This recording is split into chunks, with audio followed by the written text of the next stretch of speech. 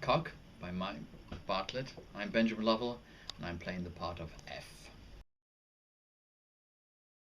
In the course of reading and rehearsing the play, did you find yourself questioning the way you label yourself or the way you label others? And did that inform some of the choices you made in this role? It certainly informed the way that I label others. I don't think it really made any difference to the way that I think about myself. But it's the way that you look at what being gay means or what being straight means, all those sort of labels. Those are things that I've struggled with anyway most of my life, and this play is really making me struggle with them. All right.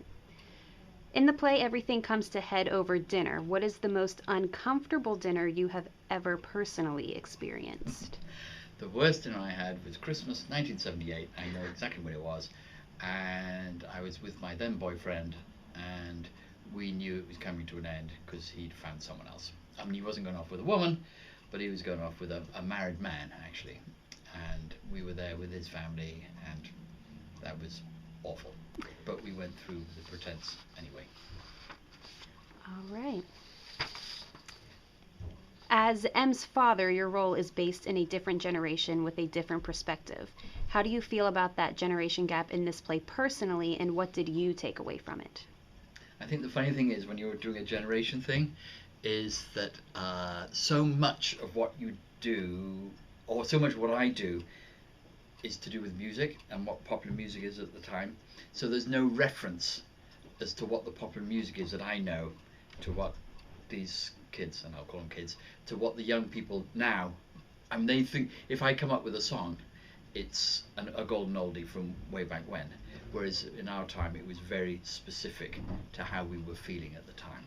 I don't know whether that really answers the question, but It's good enough for me. All right, how did you approach this role, and did it change as rehearsals went on? oh, certainly it changed a lot. When I read the script first, I thought he was a sort of football, sort of dad type. I mean, the thing that I find slightly strange is that they made dad a male, and why they didn't bring a woman in to so so the relationship of a straight dad with a gay son is a very interesting relationship, and my dad never got it right. So so I'm feeling very much.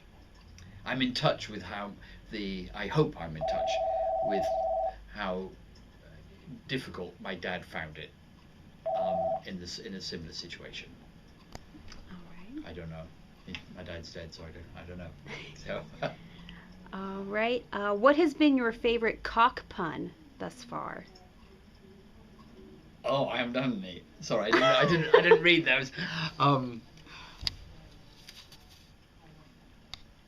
I haven't had any. I'm not really good at puns, so I'm sorry.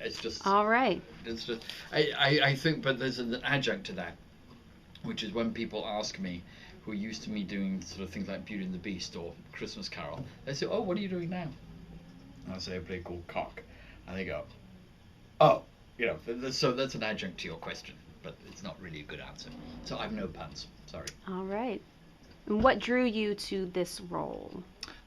It's an extremely well written play, and I really wanted to do the role because I feel for all these characters, and to a certain extent, I've been through all this when I was 30 years ago, and it was just fascinating to see a play written about what was happening to me at the same time. And I feel much closer to my dad now, having done it, because I now know what he was trying to do when he tried to comfort me 30 years ago. He failed, but he tried. So, thank you, Dad.